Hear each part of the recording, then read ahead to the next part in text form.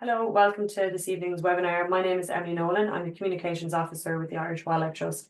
Tonight we are joined by Cepa, Dom and Eoin, who all work with Crossing the Line Productions. Crossing the Line is one of Ireland's foremost documentary and TV production companies.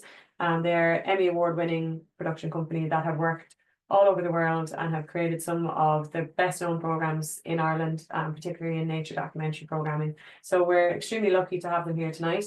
And just a bit of background on the Irish Wildlife Trust for those of you who don't know us. We are a non-governmental organisation that was set up in 1979.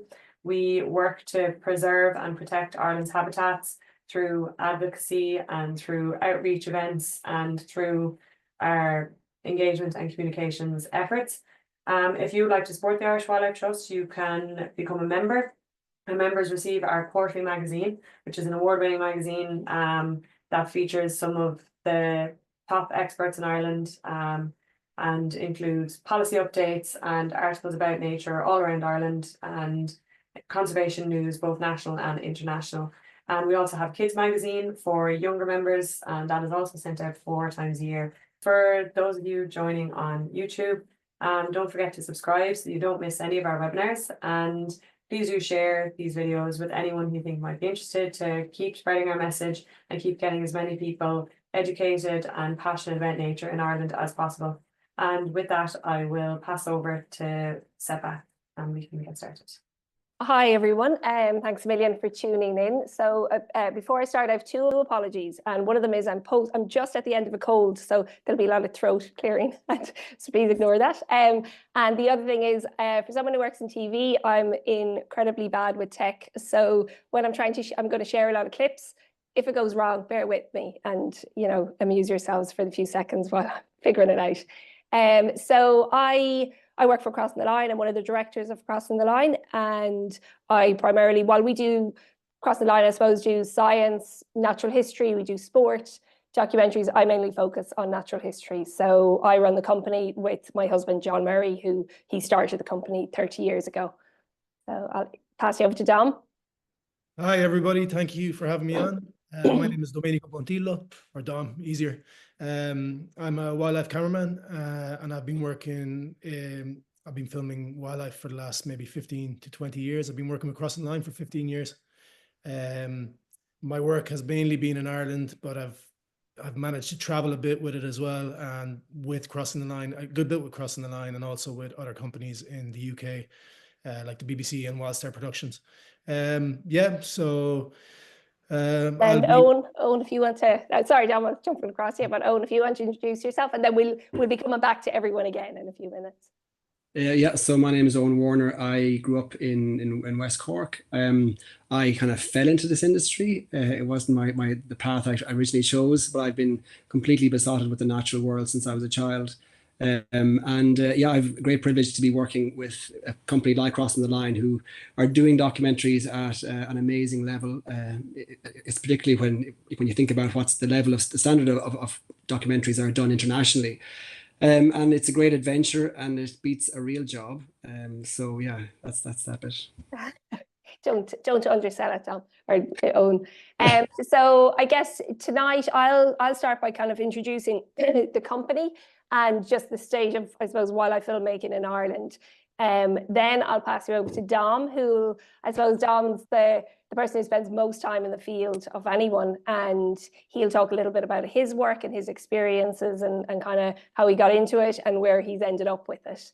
And then we'll talk to Eoin, I suppose, as a bit of a newbie to the industry, and just talk about how he fell into it and what it's like, I suppose, presenting and being kind of the front of these natural history programs. And I suppose across the whole lot, what I'll do is we've clips, we'll talk about different scenes, and then we've lots of clips to show. So there'll be lots of breaks from us talking across the hour. So I guess Crossing the Line, yeah, company has been running for 30 years. It started off mainly as adventure filming. So John would have started doing mainly kind of landscape climbing, actually. So the first Everest expedition would have been one of the first films that was made by Crossing the Line. And then I suppose natural history was always where he wanted to go. John's a marine biologist, so that was kind of his interest. And I started in the company. I am environmental scientist by college, and that's kind of where we always wanted to go. But it took a long time. I mean, years ago, trying to get a natural history film commissioned by RTE was impossible. You would have had the kind of wave of Eamon de Butler doing them, and then there was a gap. There was nothing for ages. So we started off. We actually did a series called Wild Trials, which was our first steps into wildlife, and it was where celebrities had to go out and take a photograph. Irish celebrities had to go out and take a photograph of an animal in the wild, and I think that was really popular. And whether it was the wildlife or the celebrities, who knows? But I suppose what it did do was it kind of opened people's eyes in RTE to the idea of doing wildlife programs, and then kind of we've slowly built on it since then. So we've made loads of wildlife natural history films, mostly in Ireland, and that's where we always really want to focus, is on Ireland. That's where our main passion is. And I have a little clip I'll share with you.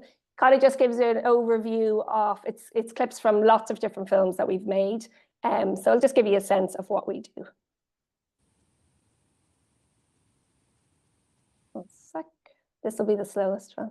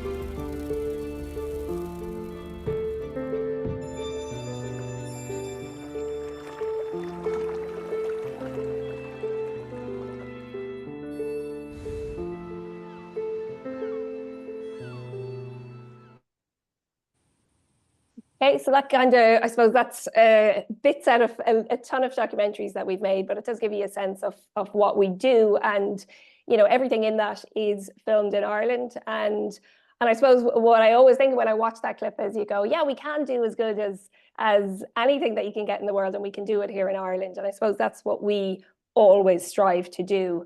And to give you a sense of maybe some of the projects we've worked on over the last few years, our most recent one was with Eoin presenting. It was called Ireland's Wild Islands, and that went out on RTE, but it also went out across the world. So while we do an awful lot for RTE, most of the programs that we produce for RTE are also shown across the world, in the States, in Germany, in France, Austria, Sweden, loads of different places. We also did a show called A Note for Nature, which was kind of wildlife and music, trying to do something a little bit different. We are currently working on a series on Connemara, so we're doing a two hours on Connemara. And then we're also actually currently doing a series with Monk-on McGann. So everyone is probably familiar with Monk-on and his work. And yeah, we're currently doing a 2-hour series with Monk-on, which will be broadcast next year. So we're not the only company doing wildlife in Ireland by any means. We started out, we were probably the only company, but it's fantastic because there's lots of, I suppose maybe it's with technology and also realizing that we can do it. There's loads of other companies have started, they've been doing it for a number of years. You've got Sea Fever, Ken O'Sullivan does an awful lot. He's an amazing underwater cameraman and presenter. Katrina Costello, she's made some beautiful films on the Burren and the Silver Branch, which is one of my favorite documentaries. And then there's a whole host of people coming through as well in terms of social media and influencers who are focusing on wildlife. And that's not an area I'm very familiar with, but it is rising, and it's rising very quickly. So it's a kind of interesting time, I suppose, for the industry. I feel like anything's possible, and who knows where it's going to go. So with that, I'll pass you over to Dom. So as I said, Dom is our cameraman, one of our cameramen, but our main cameraman for the last 15 years. And Dom, for any of us, I mean, I spend a lot of time now in particular at my desk, and I envy Dom's role because he's out in the field all the time, and he probably spends more time with Irish wildlife than anyone else in this country. So Dom's going to give a short intro, I suppose, into what he does, how long he's been doing it, and the good, the bad, and the ugly. Okay, thanks, Cepa. So I've been doing this for about 20 years, working mainly in Ireland, all over the West Coast, mostly filming wildlife in every nook and cranny around the place, especially in Kerry. I'm from Kerry, and I thought I'll just talk about experiences. I think hopefully people will be interested in that. So everybody knows it usually takes a long time to film sequences. I often get sent away for a month to try and eventually make 3 minutes, to get 3 minutes that can be put into a sequence. I've picked 2 sequences to start with to kind of show you how long it can take and the challenges involved. So the first one is Red Deer, for a program we made a good few years ago called Wild Ireland. I think it was broadcast in 2017, maybe 2016, 2017. So the clip is going to be 1 minute long, but the actual sequence was 7 minutes or 8 minutes, 7 or 8 minutes. It actually took us 3 years to get the sequence over 3 rutting periods. So the reason for that was the first year we decided to focus on the uplands and try our luck for 3 weeks straight, just trying to figure out where they're moving, what they're doing, put the hides in the right places, and spend every waking hour in those hides, just hoping that we'd get a glimpse of something. And we did, and it was really cool, but we didn't get enough footage to really tell the story of the rut. So although I don't even know if we used any shots from that, because we decided for the next 2 years to focus on the lowlands, because it was probably going to give us a better opportunity to really, really pick up all of the footage that we were hoping to get. So we slowly kind of started working in the lowlands, hiding, moving in through the forest, hiding, trying to figure out the movement of the deer, figure out the biggest stags that we wanted to follow. And slowly we kind of got an idea of where the best territory for us to be based was and where to put our hides up. And we kind of focused on the lake. And our dream, when we started seeing that there was activity by the lake and we'd heard about it, we were hoping to get a fight in the lake. And so we spent that second year just getting lots of activity, lots of rutting behavior, the males. Like, there was really, really good stuff, but we didn't get the fight in the lake. So we came back another year again, and it was more of the same, just slowly getting going, keeping at it. And we had a huge stag. I think it was one of the biggest stags that was seen in Killarney at the time. And he had a big harem, and there was other males kind of competing with him.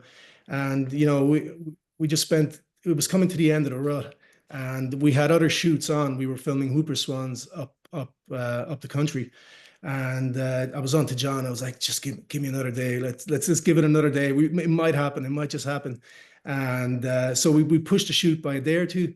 And honestly, on the very last day, there was a fight in the lake, and I was like, whoa, and it took 3 years to get that fight. I wish I'd seen a lot more of it. It all happened on one day, and it was intense. But that's really rewarding when you have those experiences. You put in that time as a team, and you just learn the behavior. You set up the hides. You go on your instincts. You fail. You make it, and it's just good fun, and it worked out. It often doesn't. But there's a second clip going with this one, which is kind of the flip side of the coin, where something just happens and works out perfectly, and you get everything in a day. I was called up to go and film a stoat in Clare Island, and you drive up and you're thinking, oh God, what's going to happen here? What are the conditions going to be like? I'm in a forest. What's the light going to be like? What am I going to do? How am I going to approach this? I hadn't filmed stoats before, but I got there, and we were able to put a hide up and watch this female, and she was just bringing back prey to her nest over and over again. So I set up the hide, and we have this super slow motion camera called a Phantom, which can film 1 second can last 40 seconds on camera. So you can get these really super slow motion shots. And we were able to get it from the hide, set up the Phantom at different angles, and the stoat just kept coming back with prey. 18 visits in one day. And, I just couldn't believe it. I nearly got every angle I could get. So I was really happy with that. And that actually never happens. So you're just waiting and waiting. Usually things fail, light's not good. But this day, the light was great. Dappled light coming through the canopy, and the stoat was just doing her thing, and she just that was a brilliant thing to film. So maybe we'll show the clip, Cepa. What do you think? Perfect. Yeah, absolutely. Yeah. Let's start with the red deer.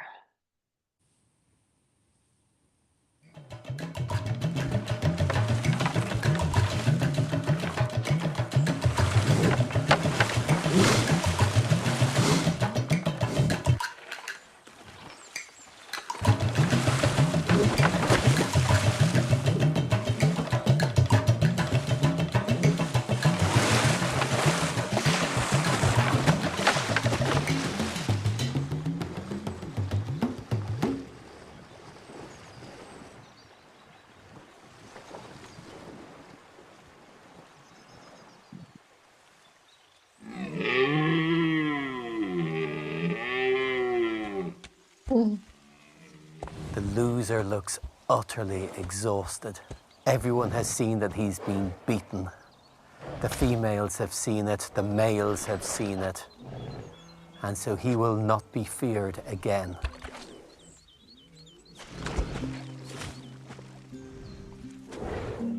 It's the sole purpose of their lives, I guess, is to become fathers, and they will put all their energies into doing that.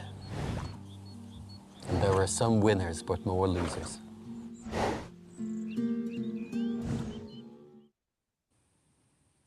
And now I'll share the turn one, but just before I do, I always think that scene of the deer lying down in the wallow hole, and oh God, it hits me every time. It's just I forgot to say about that. I was hiding in the forest, waiting, watching a fight go on for ages and ages and ages, and he was destroyed, and he just started walking towards me, and I was honestly shaking. He just kept coming. I'd say he was about maybe 7 meters away from me, and hadn't noticed me, and just collapsed into the wallow, and it was unbelievable. Even a sign of how exhausted it was that it didn't notice you, because they're usually so sketchy. So, Yeah. Okay, I'll share the turn one there. Stoat. Stoat, sorry. Yeah, stoat.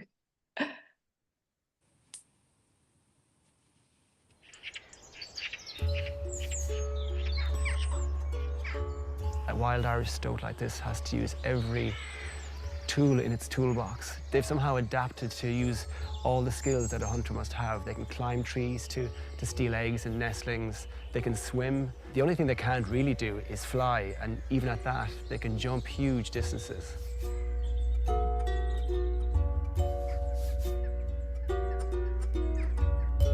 And it's all the more poignant when you think how little woodland like this we have left, that these little pockets where these animals have been marginalized over centuries are so important. These guys have been pushed to the very extremes to survive, and these are the survivors. They just need a little help from us, and they'll do the rest themselves.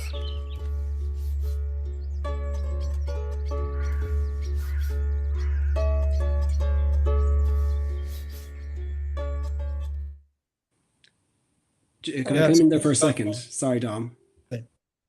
Go ahead.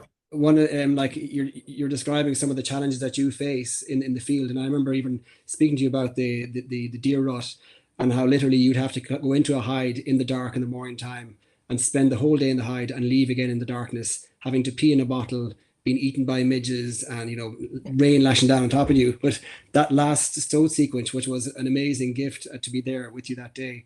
But like the biggest challenge I had at that time, because we filmed it during COVID, was I couldn't get a haircut. So I looked like Bobby Hewing with this huge afro of hair. But we filmed it anyway and did our best to match it up with the rest of it. But yeah. I do remember getting sent photographs of you with a hat, without a hat. That was the biggest dilemma of the day, not the wildlife. Not quite in the same level as the camera person, in challenges.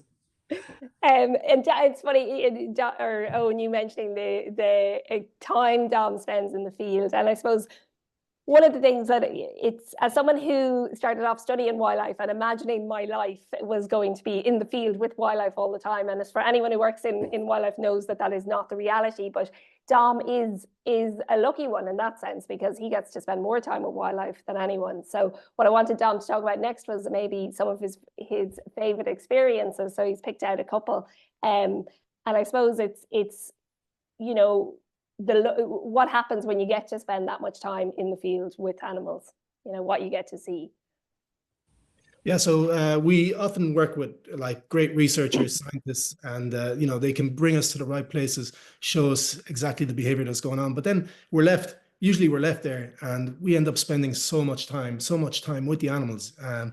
And the two clips we're picking next are one is the seals on the Blaskets, which is just around the corner for me. I live in Maharees on the Dingle Peninsula, so it's just over the hill for me to get to the Blaskets. And again, it was like a red deer shoot. It took years. We did 2 shoots, I think, over 2 years.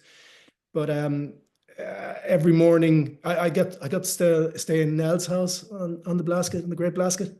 And every morning you'd get out first thing in the morning, and in the dark you'd kind of stow away down to the beach and slowly kind of commando your way to a position where I could hide kind of behind some sand and watch and be pretty close to the seals and be able to watch. But you do that in the dark, so you're slowly moving in, hoping you don't spook anything, and you just wait for the light to come up and hope you get some good behavior, which you usually do with seals. They're kind of they're pretty active. The males are dominating the beach. They're all over the females. They're fighting each other.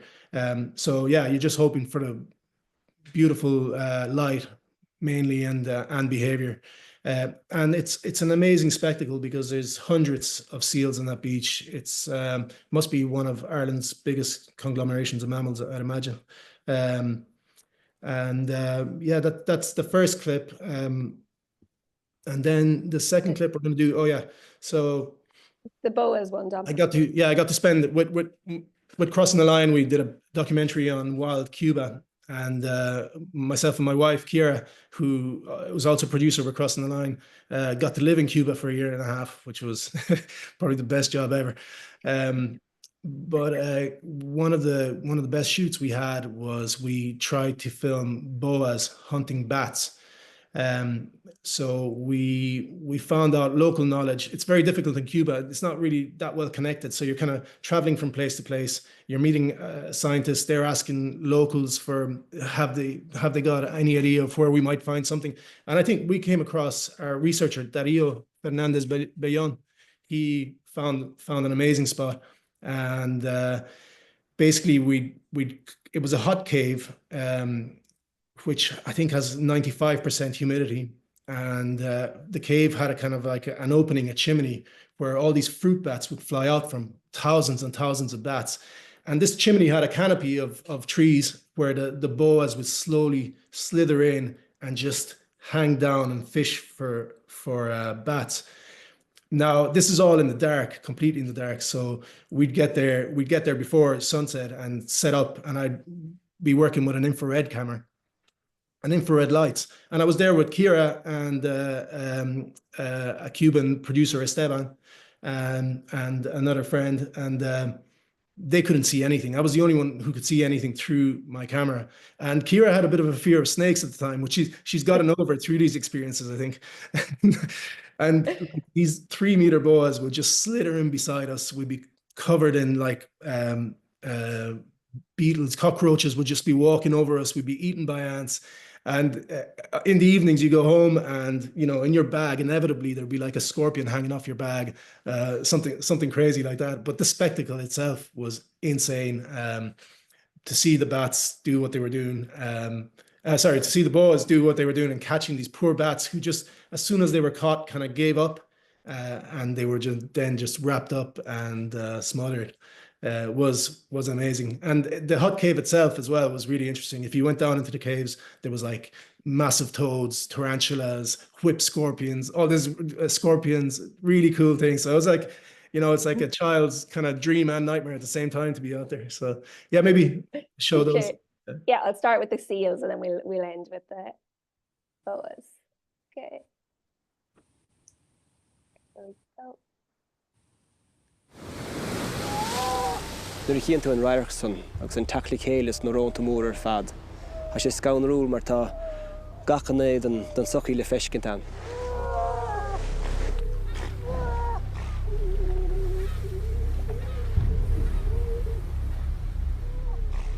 A char éon ceann eile na cín is súnta sí ar fad ná dat tharbhráin cheanasacha.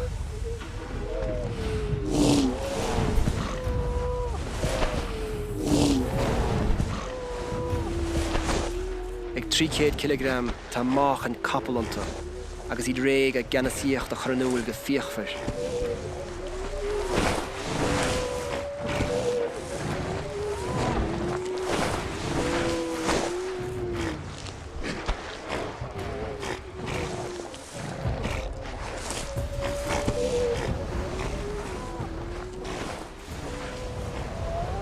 Sé an taramh a hasan na fód, a dhéanamh go gníomh.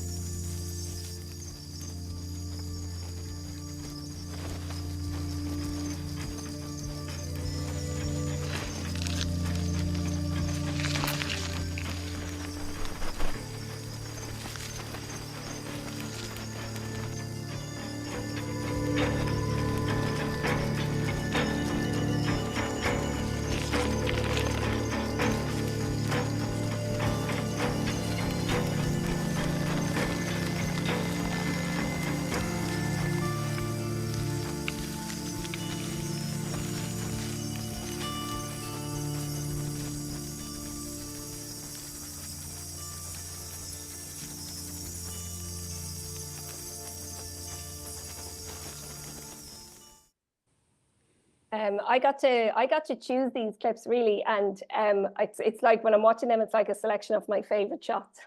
But it's the one the way the boa licks the little bat foot. That's the one that always gets me. Just something particularly cruel and evil about it. It's sad. Yeah. So I suppose, Dom, one thing we'll be wrapping up with Dom in a couple of minutes, but I think when you start working in wildlife filmmaking, you're always looking towards the BBC. And our problem now in 2024 with Dom is trying to get him, because he is very much in demand. And, that's where he's gone. He's working with the best of the best. He's not working with, he is the best of the best. And as well, Dom, I want you to talk a little bit about that, where you've kind of ended up. Yeah, well, no, I think honestly, like, with all the work that we've done together, Cepa, like, with Crossing the Line, it's been amazing. Everything we've done with Crossing the Line, and having, with the quality of the stuff that you and John and Owen do, and the John's always invested in brilliant equipment. We've always been on a par with the BBC with the footage that we try and get here. I'm lucky now that I've got a few extra jobs. I'm not that in demand, like a little bit here and there. Yeah, so getting some jobs abroad, yeah, it's amazing, because when I was a kid, I just wanted to be an explorer, and I think this job is kind of like that, because you get to go to places that nobody else goes to. You get access to things that other people don't really get. It's always so much investment goes into getting us to the right spot, and to giving us the time to do the things we want to get the sequences we want to get. And you're just working with brilliant people who are, so passionate here in Ireland and abroad. Anyway, yeah, so basically with the next two clips, we're just showing that, jobs that are really close to home. So during COVID, we were able to still film, but it was at the beginning of COVID, it was a bit more difficult to get around. So we figured out, I live in the Maharees, or I used to live in the Maharees. I'm just around the bay now, which is near Castle Gregory in County Kerry. And there are some islands off the Maharees, one of which was inhabited until when was that? It's quite recently, yeah. I'd say the 80s, or even more recent than that, I think, yeah. Okay, so Eoin Warner is an island just off the Maharees, and beside it there's another small little rock called Eoin Trelock, and on it there are nesting terns, Arctic terns. So we tried to get out there, and it was really difficult. You have to get there on the right tide. And I worked with Jamie Knox from Maharees, who runs kind of water sports and stuff like that. So we tried to figure out all the tides just to put me on the island for the day, put up a hide, and just stay and watch them for the day. So it was 2 visits to get the footage of the birds sitting on eggs, and then later on to film the chicks on the rock. And then Owen and I got to go to Eoin Warner together and just explore the island and the beehive huts, and film the terns from there as well, which was good fun. And we also filmed skates and rays in the bay, which won't be in this clip, but that was a brilliant day, wasn't it? It was so much going on, and beautiful weather. The second clip is, so the second clip then is far away. I got sent to the DRC for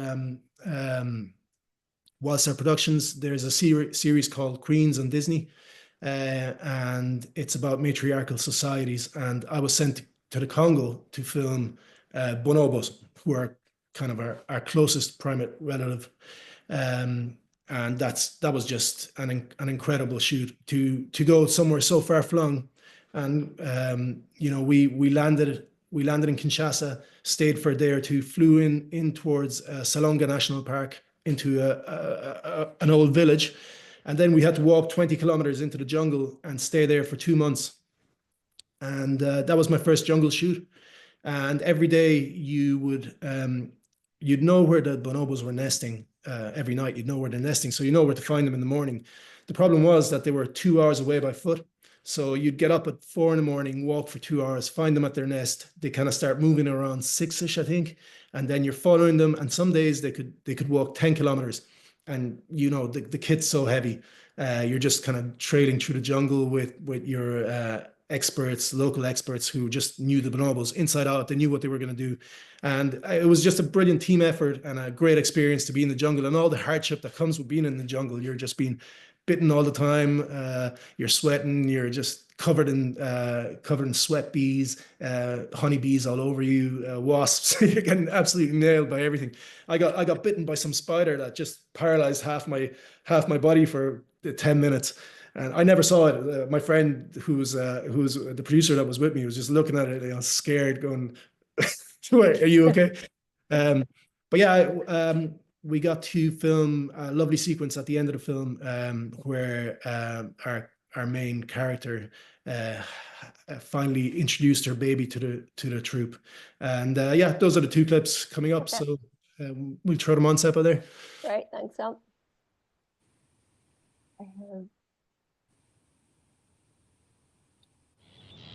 Like that is just mind-boggling. And they spend their lives in this perpetual migration between the northern hemisphere and its summer down to the southern hemisphere and its summer. All of that amazing journey starts here on Little Island off the Maharis Peninsula.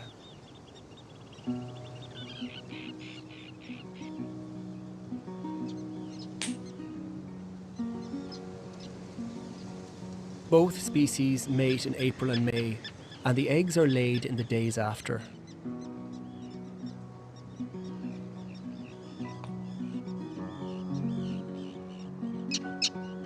They're also very brave parents. They're very defensive of their chicks, and they have no problem in harassing much larger birds if they get too close.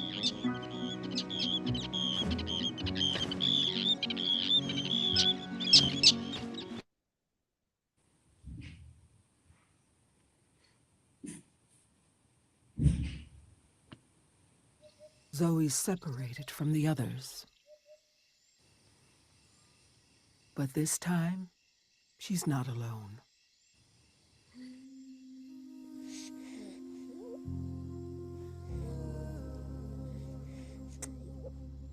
She's given birth.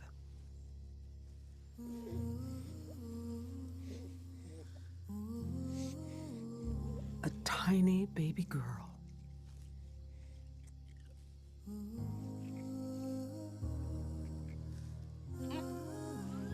Just a few days old.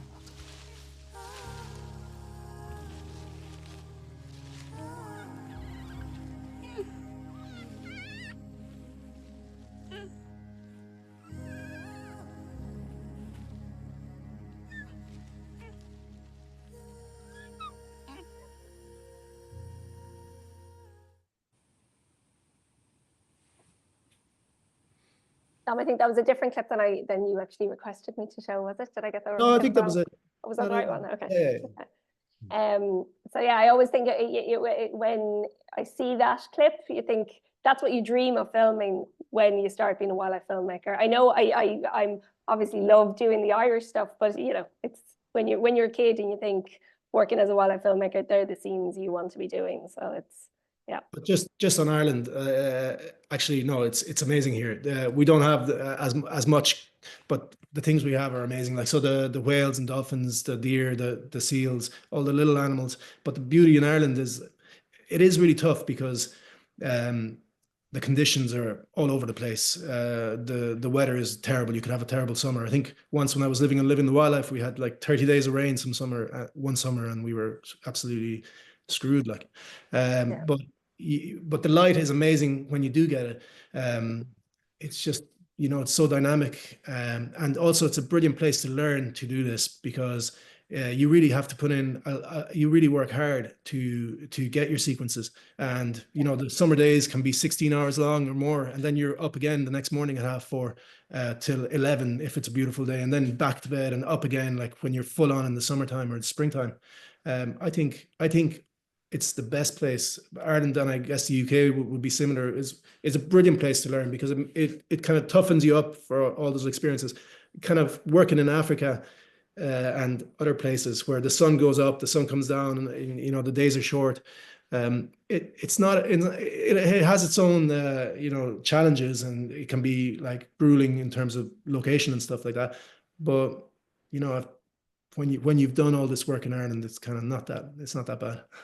I know. And also John, and Owen, we've all talked about it numerous times, that the pride that I feel, and I think you feel, when you capture a sequence in Ireland and when you bring these programs together, you know, you're so proud of your country. You're so proud. You're thinking, yeah, you know, we have great stuff. And I suppose you hope through that people will appreciate it more. You know, it's that thing of yeah, there's nothing like watching programs on Ireland that you've been involved in go out on, you know, that's absolutely. It's not, yeah, there's nothing like it. Like, you know, we're a small team, and we do this together. We're all embedded in it, and we're all friends, and then you just put it out, and it's your country. It's about your country, and honestly, it's like the best feeling when it eventually goes out. You don't see it when you start these projects, and they're 3 years down the line, and you're going, okay, it's going to be good. It's going to be good. And then when it comes out, you're just so proud of everything you've put into it. Yeah. I hope people like it. Yeah. So Owen, we're going to bring you in now. You've kind of got away with it for this long. So, so yeah, Owen, if you want to introduce yourself and just talk about how we roped you into all of this. Yeah. So yeah, I grew up in West Cork, in a place just between Ballylicky and Bantry. And it was pretty idyllic. It was, I suppose we were pretty feral as well as children back then. In the 70s and 80s, we were kind of released every morning, and we kind of came back when we were hungry. And we did a lot of discovering of nature by ourselves, rambling the fields, climbing trees, falling out of trees, getting stitches, all that kind of stuff. But I was reading recently about a study that was done in the UK, where they were stating that the rambling range of children has reduced by 90% in the last 40 years. So that's the rambling range is the range where children are allowed play unsupervised. And it's a real extension of experience and loss of connection that children are having in such formative years. Because for me, as a young person growing up, they were very special times. And I spent a lot of time by myself in nature as well. And I learned huge skills of patience and observation, where you'd be wandering in these different fields or hedgerows or whatever, and you'd sit down and just wait and watch how nature slowly revealed herself to you. And I suppose it was a place where I felt most comfortable and most like myself and most at ease. And that lovely word sweetness in Irish is where I really felt it. And because of that, it was a place I was able to kind of to retreat to as I got older, when you're a teenager and you've got stuff going on or whatever. So that it's been a real important place for me. And I think it's as a pastime, it's so special because you can enjoy it whether you're 8 years old or 80 years old. You can immerse yourself and enjoy it all the way through life. So I think that extension of experience that children are having, you know, that this continuous sort of divergent trajectory we're having with nature, it's really important that we introduce children and give them opportunities to spend time in green spaces and in nature when they're very young. So anyway, so I spent my time growing up in West Cork. It's where I grew up in Bantry. There's a huge mix of habitats, from mountains, valleys, mountain lakes and rivers. You have the sea and islands and bogland and hedgerows and fields. It was a real mix of stuff to adventure and to discover yourself. And it was lovely to discover by yourself, not having an adult saying, this is what this is, because it's more then about being in the place and being in the wonder of nature rather than trying to identify species and seeing what is what. But anyway, I never imagined that I'd end up working in documentaries. I was always going to be a marine biologist or a zoologist, and then in my leaving cert year, I decided to be a hotel manager.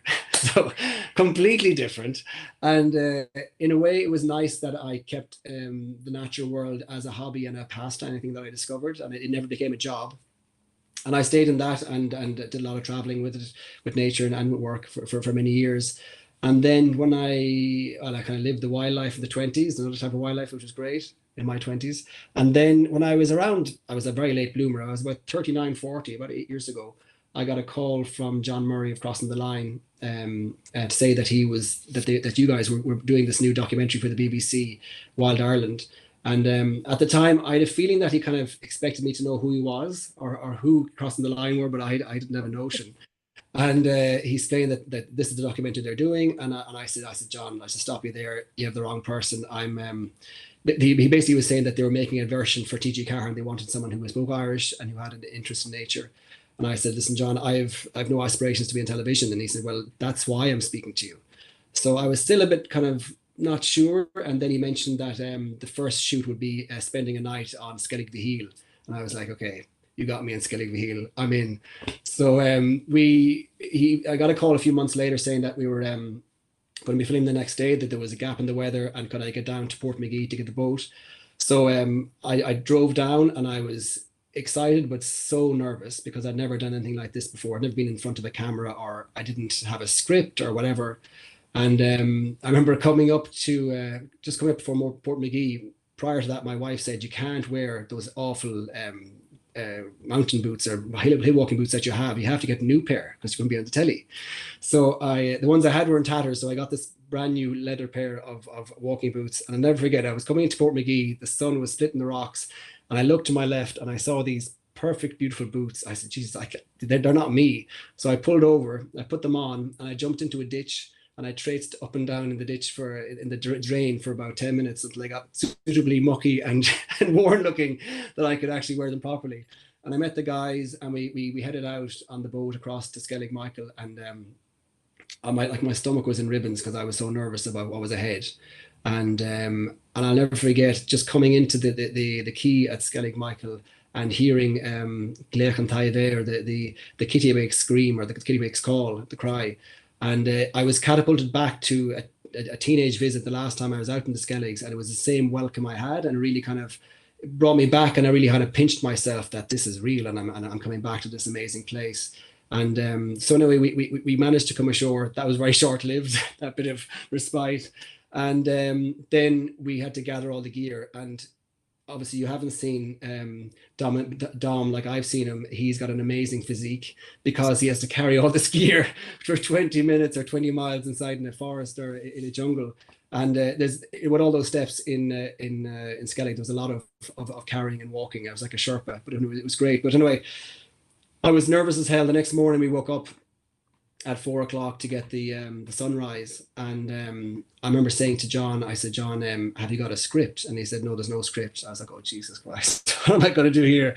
And he said, just tell me what you see, tell me what you feel. And those lines will always remain with me, because that's very much the feel and theme and the modus operandi of Crossing the Line. It's about capturing, I suppose, the moment, what it means to a person, the connection, rather than having a piece to camera learned offline.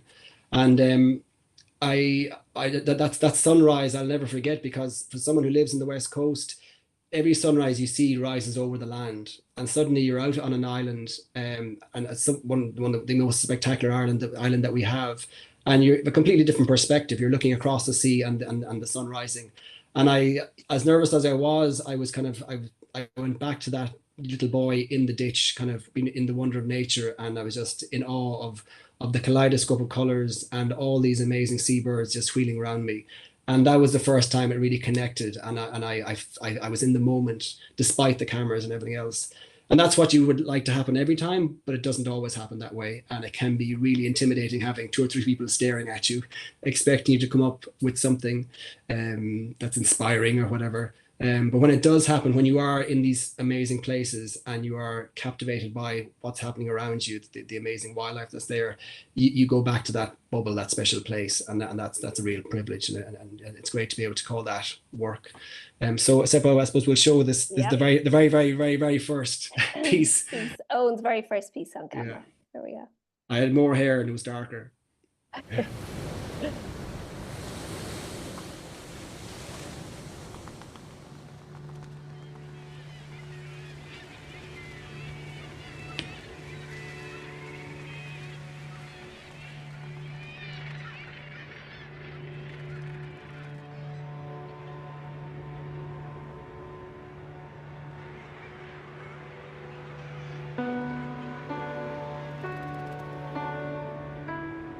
Rud íhing bheith dúise go leor maidin mar seo. Ach cé go bhfuilm dúise an lua bretham agónaí go bhfuil na héanla dúise Róm. Tá solas just dochreite. An slína nathíonn sé bhfuil an dorchadas, bhí an son ní sé ráiste, an son sort bandáróg, corcra, gorum, agus deirí hir, nuair a aonan rian mar is ceart, bhín an just dab buí léigeall. A sé just dríochtúil.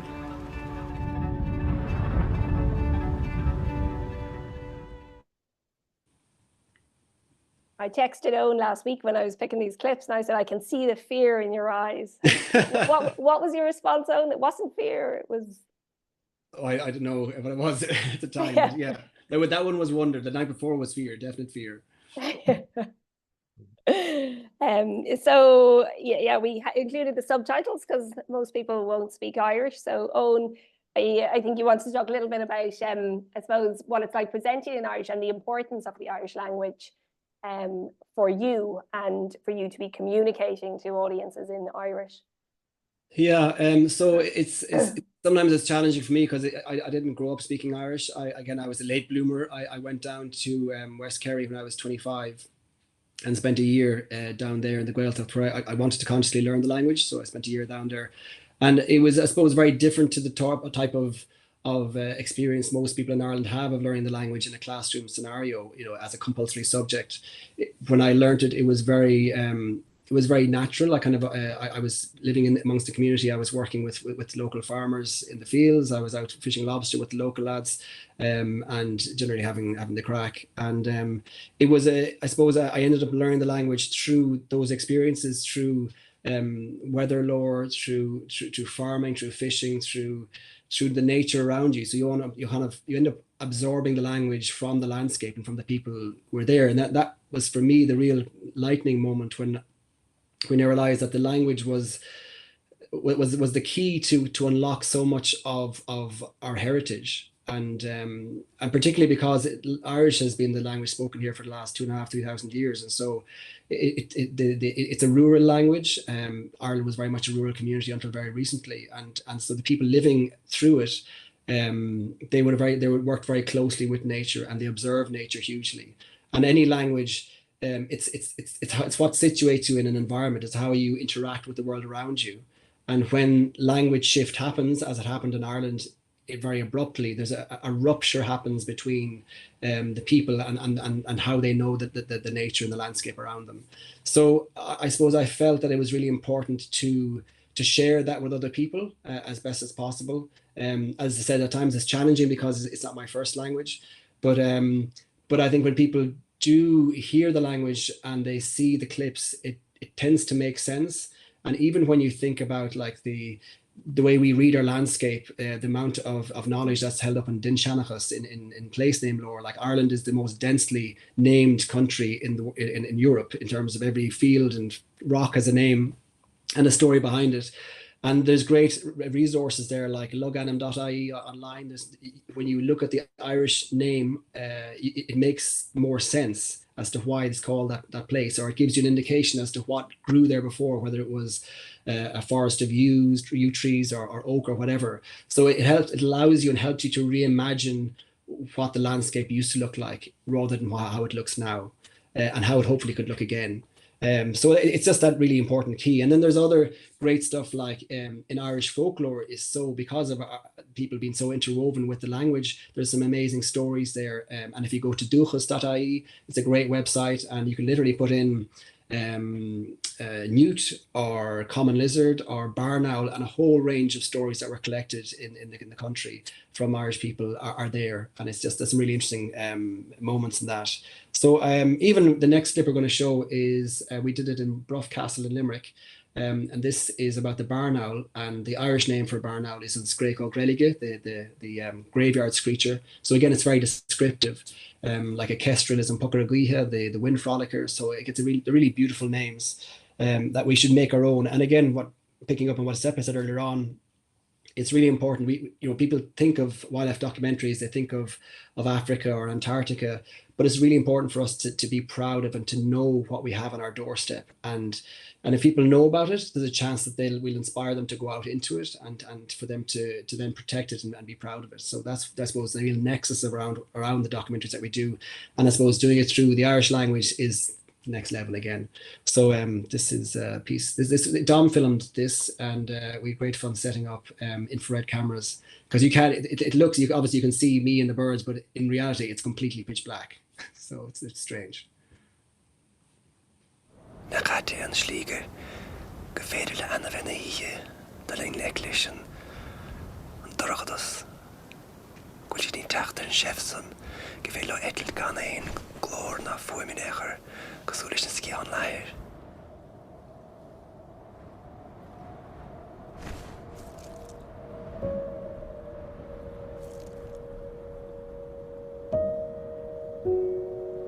Tan na lads so tá siad cos saontach san. Cos go bhain siad greimne ne. Siar leis leis an domláin.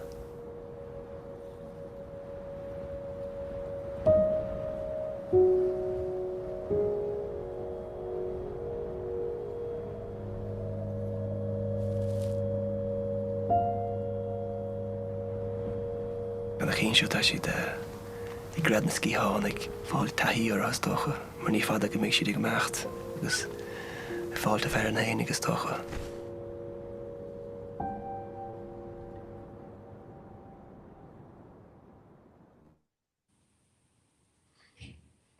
So Owen, I think, you know, one of the things you and I are always trying to push a little bit more, and something that we are planning to do a lot more of in the future is trying to increase the conservation message in wildlife shows, because for so long they're always, you know, when it comes to broadcasters, wildlife programs are seen as family friendly. So if you look at when they're traditionally aired, even on the BBC and RTE, it's 6:30 on a Sunday evening, which is peak prime time for families. So it's like when we all watch Glenroe or whatever. Sunday evening telly is family friendly, sit down all together, and wildlife is still shown at those times. So there has always been a reluctance to bring in too much of a negative message, and I guess for a long time you went with that, and then increasingly over the last decade there's such an urgency to get the message out there.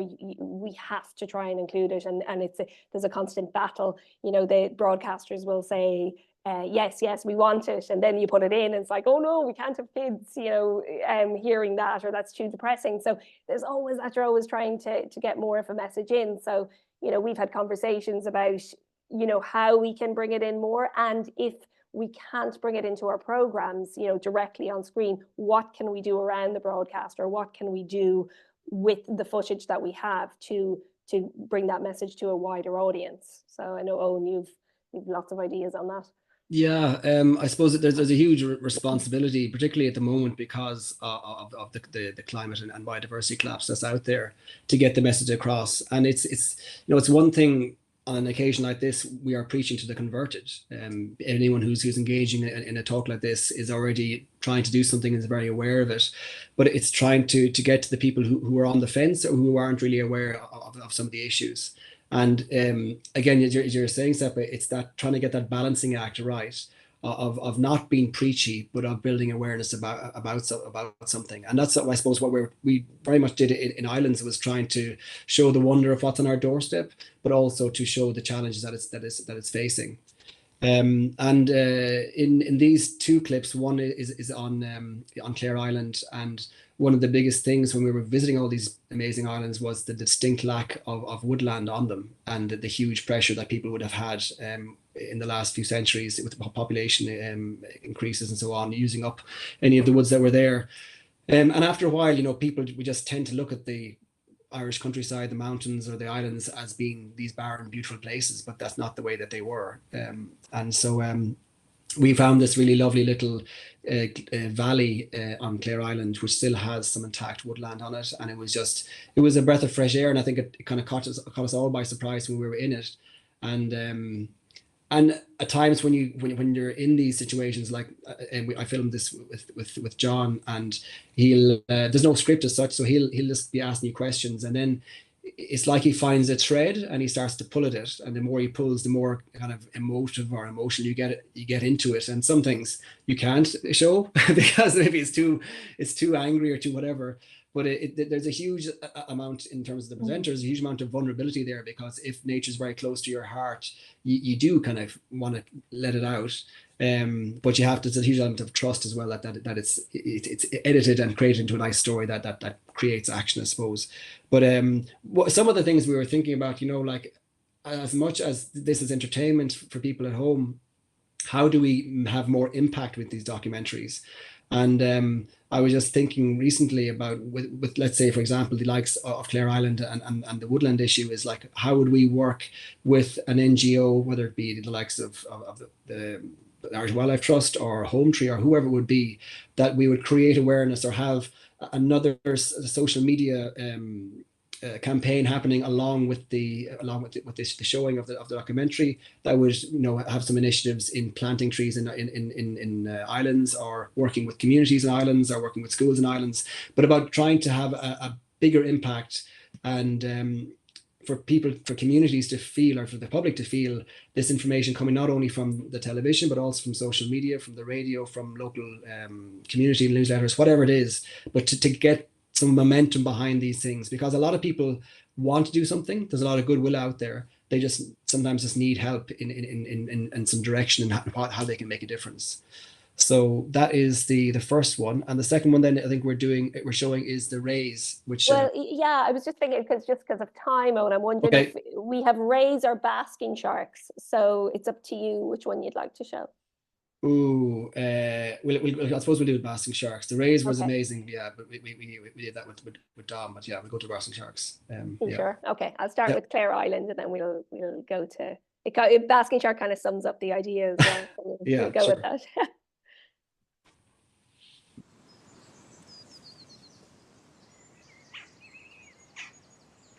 That lovely smell of fresh new growth. Everything from the mainland, from celandines, bluebells, and wood sorrel.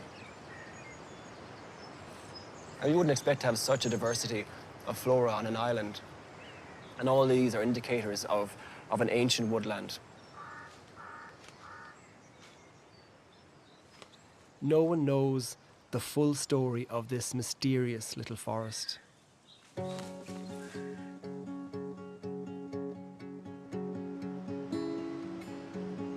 Most of these places, nearly all of them, are gone. And yes, we need to farm, yes, we need to produce food. We can do it in a better way. We don't need to use all the land. We need to leave places like this for nature.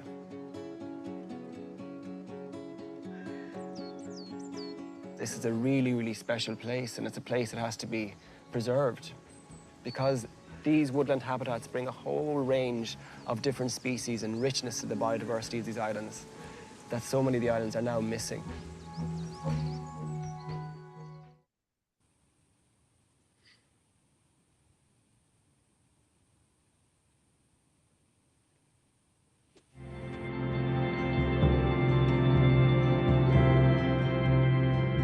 Basking sharks cruise the west coast of Ireland in spring and summer. They usually appear in ones and twos with their mouths wide open, feeding on plankton.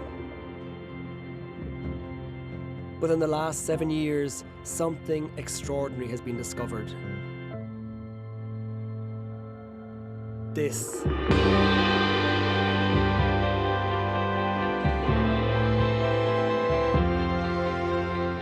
A huge gathering of basking sharks, only ever seen a handful of times before. Dozens and dozens of these gentle giants gathering for a few days in late summer off the coast of Clare. This is the only place on Earth where this is being seen. The sharks appearing in such large numbers, forming beautiful concentric circles.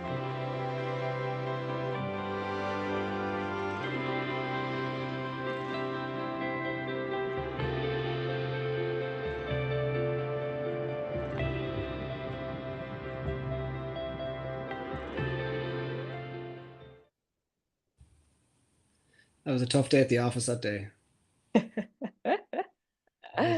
It was, that was one of the most special experiences I've ever had. That was in September 21. We got a call that the basking sharks were gathering off the coast of Clare, making these beautiful toruses.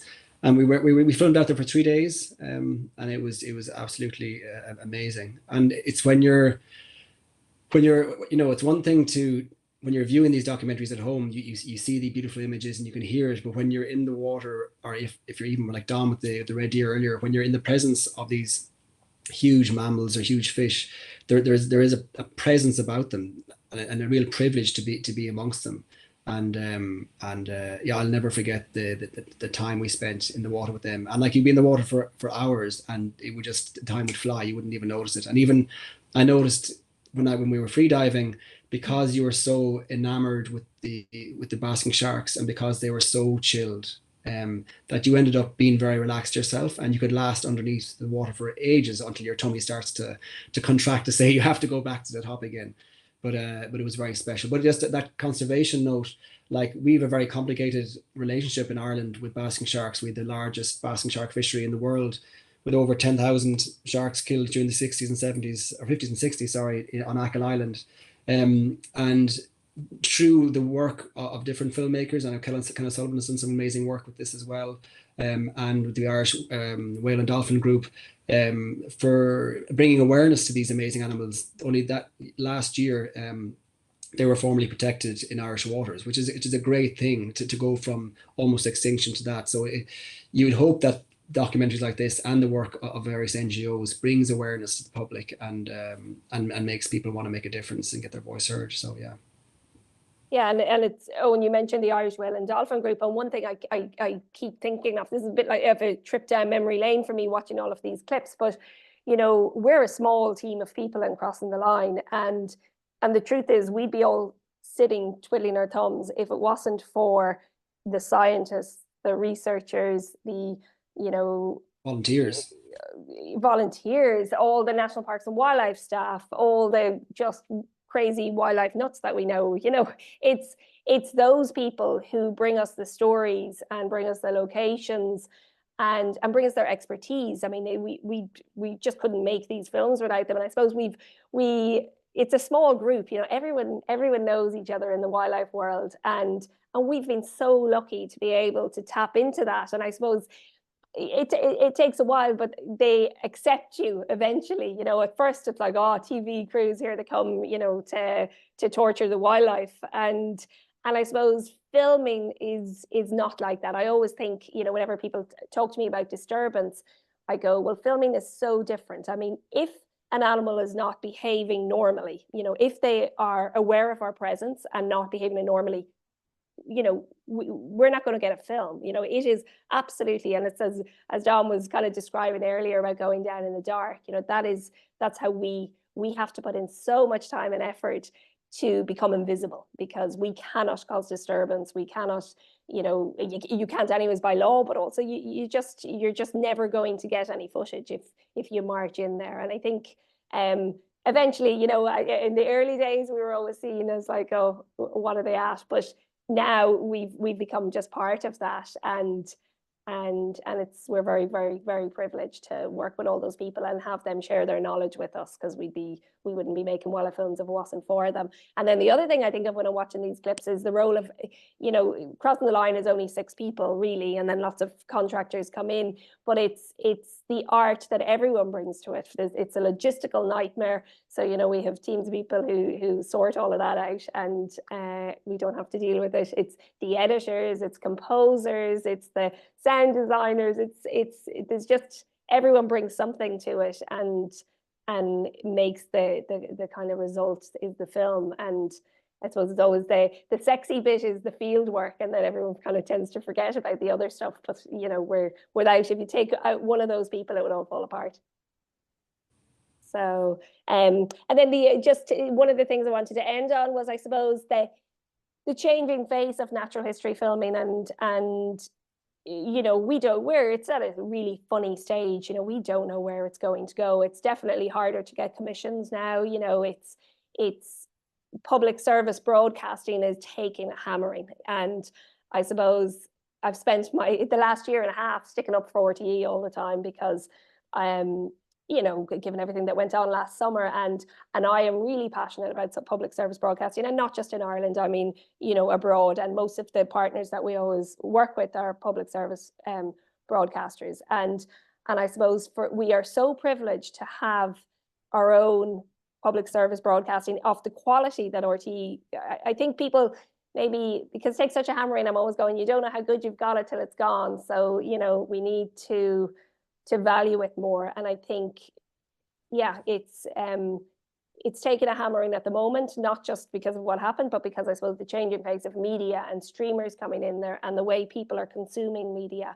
I mean, you know, there's all these studies saying that younger generations don't have the attention span to sit through a 50-minute documentary film. And I'm not just talking wildlife, I'm talking any kind of film, that, you know, because of TikTok or Instagram and the short format. So it's all changing, and it'll be really, really interesting to see where that goes. My feeling is that it's going to revert back. I think people are tiring of it. People are just bombarded with the noise. And I think people will go back to long form films, be it drama, documentary, whatever. Or maybe that's just my hope. I don't know, because I have no interest in going down that social media route. But anyways, that's where we're at the moment. And sorry, we've gone way over time, rattling on. So we'll hand it over for any questions. Yeah, just first there, I'll just give people a few minutes to type any questions they have. Thank you so much, Cepa, Dom, and Eoin. That was an unbelievable panel. Like, there are a million questions to ask. It was fascinating to hear all of you talk, and just, yeah, your lives and your careers, your life out in the field. So thank you so much. So I'll just start the Q&A. I'll start with one or two questions just to give people a chance.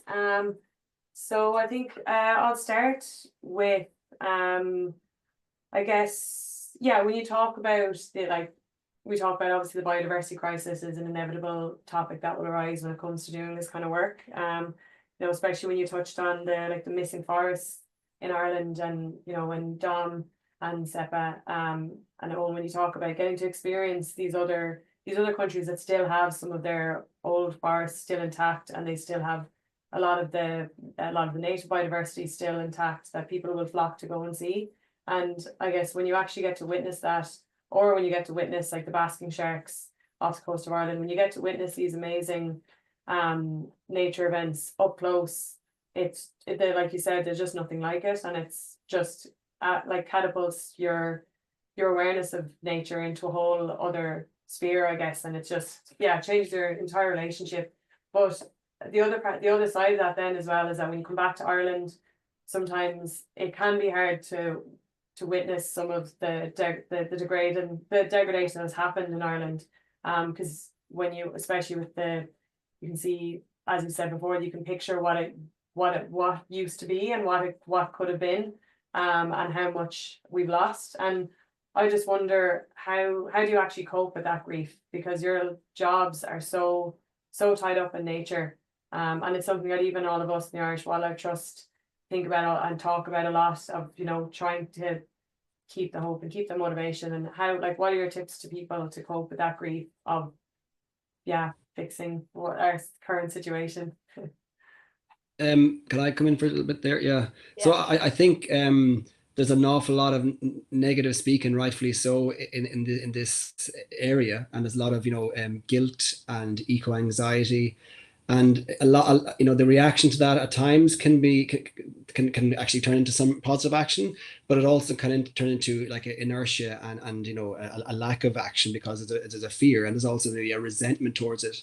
And at the moment, I think there's the government is bringing in various policies to try this top-down carrot and stick approach, where we try to, you know, deal with people on an intellectual level to get them to change their behaviors, how they work, they live, they travel, and everything else. But I think it's really important that we also communicate people on an emotional level. And so to turn, instead of, you know, penalizing people for what's happening, we should invent pleasure in nature. And that's what so personally, when it comes to these documentaries, is to try and inspire people to reconnect, to see what we have still. Thank God we still have some of it left, for them to see what's there, and to get out there and to explore and to experience for themselves, because there's more of a chance that they'll actually protect it from then on. I think we have to have hope, and I think there is a tide change happening. I think people are more aware of it, and we certainly feel a responsibility to try and tell that story. But I think it has to be a positive thing, that we invent pleasure rather than penalize people for it. But it is, listen, we see it all the time. It's very upsetting at times. It really is. And yeah, it is. Yeah, I don't know. You were asking for tips for people. I don't know. You know, I think one of the things that just kind of happened about a year ago, we moved to Mayo. So I lived in Wicklow for years, and we moved to Mayo, and I moved to the middle of the woods, a native woodland in Mayo. And it's incredibly wild. We're so lucky where we live. You know, we live in this very ancient woodland wild pocket. Anyways, COVID happened when we moved there, so we had, you know, a couple of years where we didn't venture very far. We were in the house. You're traveling to your local woodland. That's it. And then I started a project in Connemara, and I was going up and down all the time. And anyone I was speaking to, I was like, "What's going on? Where? It's really quiet this morning. Where's bird call? Where's this? Where's that?" You know, and people were looking at me like I was kind of half mad. And then I realized that it was because I'd got so used to living in this tiny pocket of woodland that I thought that was normal. And I suppose when I kind of came out of that COVID bubble and started going out into the wider countryside again, I had this, it was pretty shocking. Like you know what's happening, but it was a real, you know, slam in the face of like, Jesus, you know, Mayo is where I live in Mayo is what the entire island should sound like. And I need to appreciate it a lot more, but also it's desperate that other people don't get to experience that. So you kind of can't depress people too much and go, you know, where you live is shit and where I live is great. It's, you know, it's not that, but it's more that you have to try and encourage people to experience what the island should sound like, because I think you can go your entire life, you know, never getting into those places and never seeing it. And we're incredibly lucky to do that. But I suppose our role is to try and bring that to the audience, try and show them that it is still there, and it could be on your doorstep as well if we all, you know. But I suppose maybe trying to encourage people, my only tip would be to try and encourage people to visit these places, to go and try and experiences and go, this is what it should be like, you know. It's a long-winded way of saying that. Do you want to add anything, Dom? Or are we? Well, yeah, I've seen in most places that I've been here or abroad, you see the squeeze everywhere. Every single, even though you have a bit of pristine habitat and the wild animals that should be there, they're just getting squeezed in, and it's everywhere, absolutely everywhere that I go. And yeah, the beauty of it, it's a tough situation. You just look for the beautiful in what's around you, and hopefully by showing it to people and by putting out the conservation message to these programs and showing the kind of the gorgeous things that we have, we can get people motivated and talking about it more.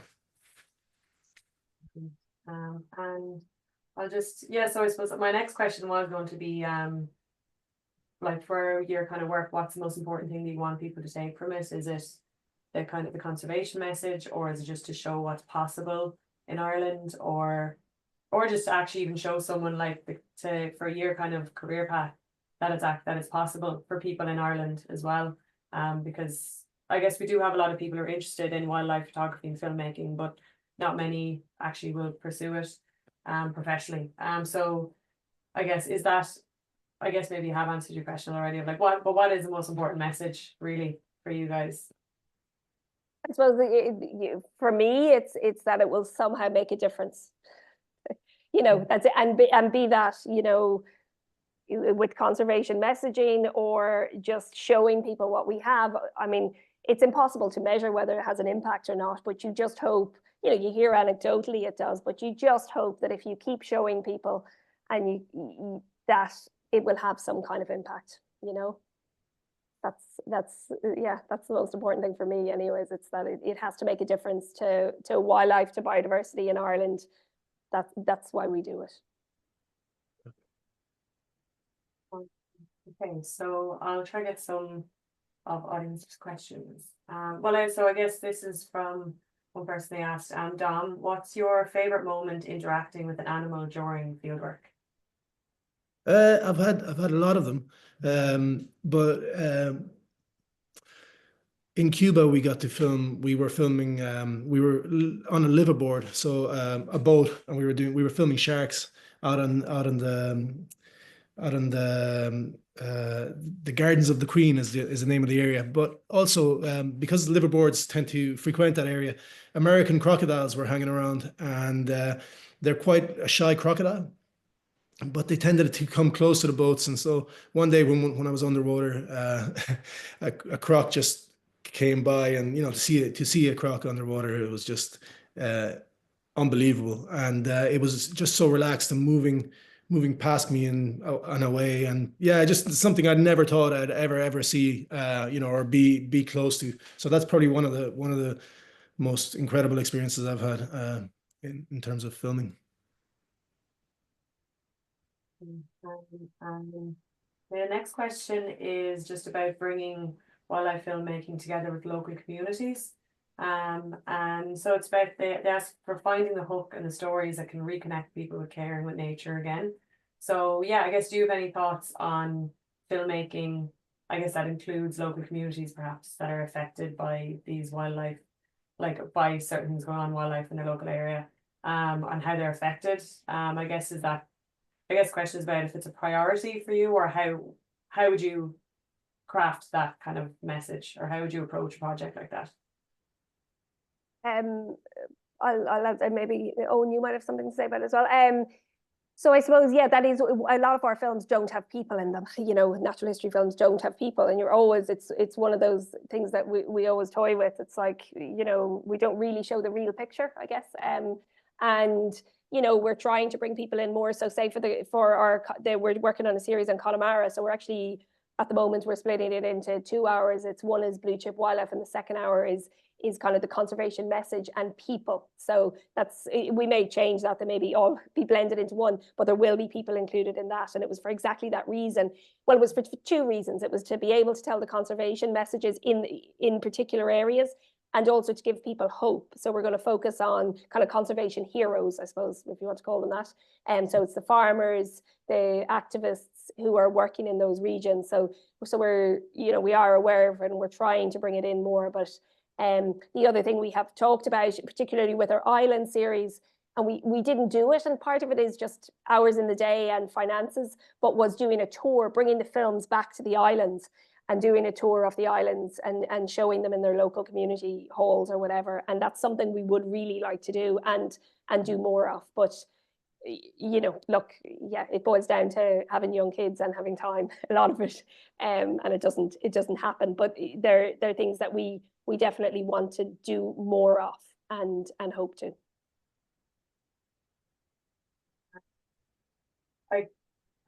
Yeah, I guess maybe just 2 more questions. We won't keep you here much longer. No, don't worry. So I guess you mentioned the dealing with short form content today and that changing trend, and you did touch on it about like how you've been thinking about whether you go that way or how you might make that happen. And yeah, it is interesting to see like that has been this trend that has just taken over, like just that short form content is everything. And I think it has also just been pushed on us as well, because I do think there are a lot of people who are they're kind of resisting it now, and I guess that would be myself included, that it's actually a relief when I can watch something long form that's peaceful, and that's a full documentary, wildlife documentary, that I feel like I actually digest the messages. And so I think that's probably something that you would have to face, is when it comes to creating short form content, you're still competing with a million other different types of content that are bombarding people all the time. So it alters your artwork as well, and the kind of your way of thinking and everything. It's just a whole new way of thinking about your work. And I guess, yeah, like I wonder, what are your perspectives on that? Would you see your work would you hope that you could just keep making your work and you'll see you can still provide that space for people to come back to all the time? Or is it just a case of, are most people in this filmmaking industry having to deal with, okay, we're going to have to do both of them at the same time? Or yeah, I think lots of people are probably going to try and do both of them. I suppose from a crossing the line point of view, I'm not on social media. I have probably an overreaction to social media. Really, I really hate it, and I struggle to see the positives in it some of the time. I don't see, well, maybe the company will. I won't. I will never. I won't go down that route. I mean, it's not something that's of interest to me. And I also feel like if we hold fast and keep doing what we do, that hopefully there'll be an audience there. And if there's not, I'll do something else. That's how I would feel. I don't really have an interest in going down that route. I mean, I've kind of digested a lot of clips in that zone to try and figure it out and think, would I do it? And it's just not for me. It's very different. It's very fast. Even the way that the influencers speak on those clips, they speed it up so they can get the information in really quickly. It's not something I think crossing the line will ever do. But you know, that may kill us, and so be it. I suppose I wouldn't be. I don't make films to make films. I do it because it's wildlife. That's kind of where I come at it. But we're probably missing a trick, because we're missing a whole generation of people that we're not communicating with, and I am aware of that. But then look, I do think there's a younger generation rising up, and they'll do it for them. But look, I think it's really interesting what's happening in social media anyways, with Australia banning it for under 16s, and you know, hopefully that'll happen here, who knows. But maybe there is I think an acknowledgement of the damage it might be doing. Someone else can talk about the positives of it, but I'm not sure. I guess, I mean, yeah, you definitely reach new audiences for sure. But then I guess, I guess there's no end to social media. So at least there's an end to a film. So people will actually get up off the couch and be like, oh, I'll go outside now. Yeah, their exactly. phone just never ends. Yeah. So look, who knows?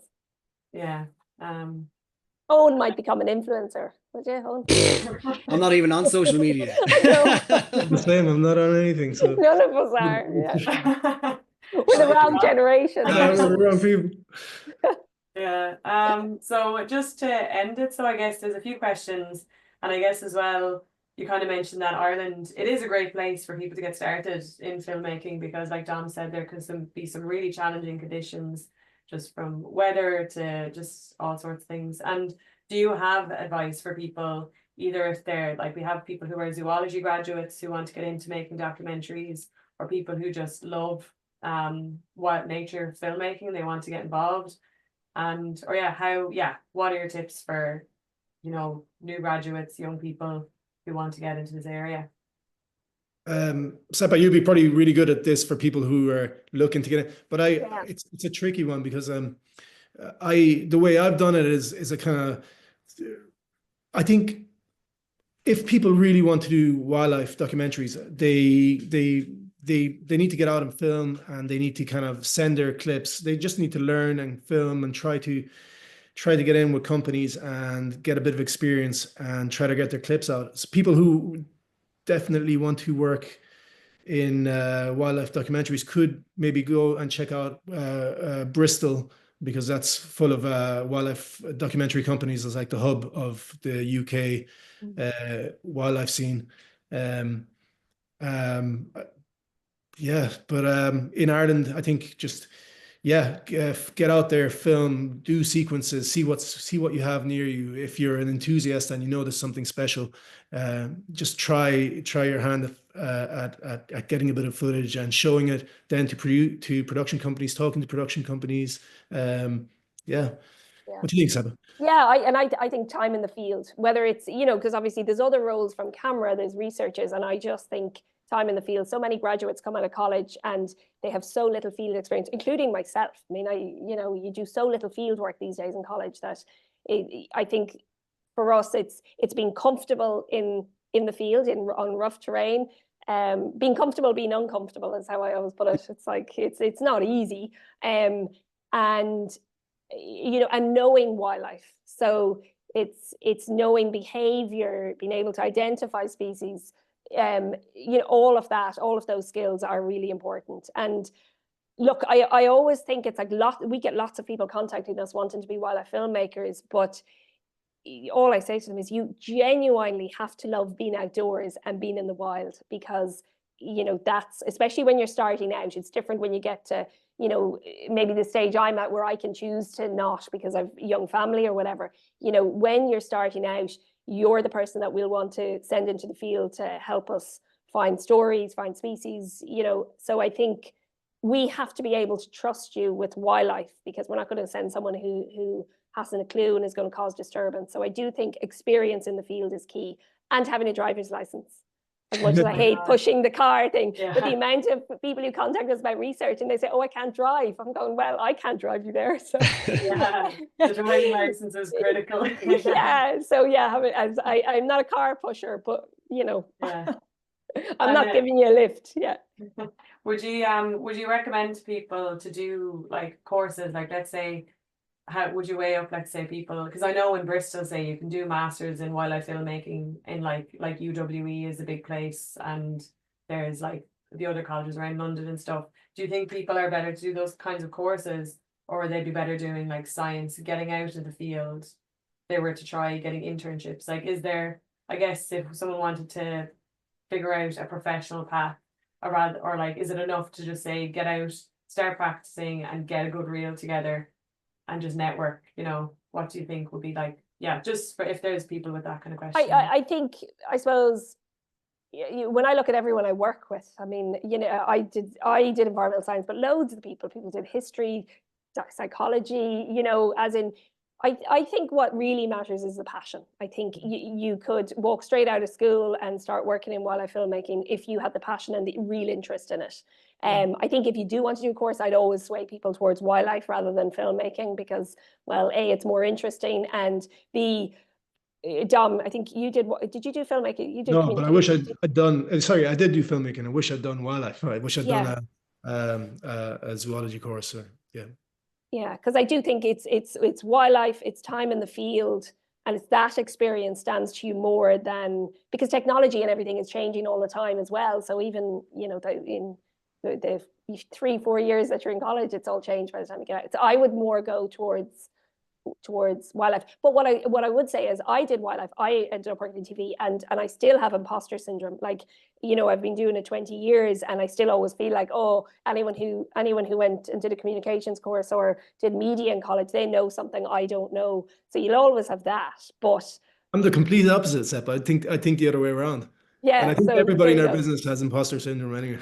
Yeah, we're all chancing our arms. So yeah, I can add my name to that list. Absolutely. Look, it's I think wildlife filmmaking boils down to your passion and your interest. You're not going to make a load of money out of it. You know, it's not sexy. It's just, if you enjoy, it's not, you know, it's about enjoying being, we're so privileged. It's about getting to spend time in the wild. And if you enjoy that, you're halfway there. It's you need the passion, because it's going to be a slog at the beginning. It's not going to be easy to just get in. I don't know, maybe you can get really lucky, but usually it just takes a while. I had 2 jobs, you know, trying to get into the business. So you really have to stick at it, and you can see people. Sometimes you can see people, and you go, okay, they're gonna keep going, and then other people, obviously, it's just so difficult that they just leave and do something else, or they have some other qualifications that they go pursue. But yeah, it's a real passion project. And you really have to put the time in, just work really hard, get contacts, and then once you meet a few people and finally get in the door, you know, it just starts rolling, and it's usually word of mouth, and you just go hopefully from strength to strength. But yeah, it's hard. And go on. Sorry, no. Go on, just in terms of like, I fell into this industry, but the rewards in terms of getting to go to places that you would normally never get to go to, and to meet some amazing creative people. And every time I come back from a shoot, I have a new book or a film to watch or something. But and it's funny, like, myself and Dom have been in islands by ourselves. We were stormbound in Skellig for 4 nights. We've been in some of the blast, crazy islands and crazy situations. And although we're capturing and we're working and we're capturing those few minutes of sequences for documentaries, there's loads of times that we have amazing things happen to us, or we see some amazing things that are never caught on camera, but are just part of that journey, and that they'll always stay with you. And that's the really special part of being involved in this industry, and having the privilege of seeing nature that's still there and hoping to fight for its corner and spreading the word. But it's amazing job to be involved in. Yeah, so I'd encourage anyone. But it's tough, and you need a lot of field craft, and you need a lot of patience, and you don't mind getting wet and dirty and all that. But you have a great laugh. It's really, you have a great laugh. Yeah. One of the things and it's a real practical thing, but it is something I notice more and more the last couple of years. We get lots of people contacting us about jobs or research or whatever, graduates. And unlike, say, when I finished college and when I started, you can get very well paid, you know, being an ecological consultant or whatever. So I mean, I don't know if they tell you that in college, because what we find is that people will say, oh, I'd like to do it. They'll have no experience, whatever. And you'll say, okay, as a researcher, and I'll ask their daily rates. And, you know, I have to embarrassingly go back and say, I'm not even paid that, you know, as in, I think there's an expectation that, you know, people hear what consultancy fees are, and there is not money to be made in wildlife filmmaking. I mean, you'll make a living, but like, especially when you're starting off, I think that's just an important note for people to know. Like, it's Passion. passion and crack, Passion. maybe. Yeah, we pay you in passion and crack. Yeah. Yeah. Okay, yeah, cool. I think, yeah, I guess I'll leave it there, so and so that people can go on with the rest of their evenings. But thank you so much again for taking the time to chat to us. Really appreciate it. It was a really good evening. Yeah, thanks to so many people who stayed with us. I thought they'd have all dropped out. Yeah, but I know. lots of people there. I was Yeah. watching the numbers, so yeah, thank you. Yeah, and I'll just finish on it. There's one David sent a message to say, he was just saying, as bad as things are, I think things would be worse without great nature filmmaking and communications like this, raising awareness. So thank you guys. Okay. So Great. cool. Okay, right. So I'll let you go. So Brilliant. Thank you. all right. Good night. Yeah, good night. Thank you very much. Bye. Bye-bye.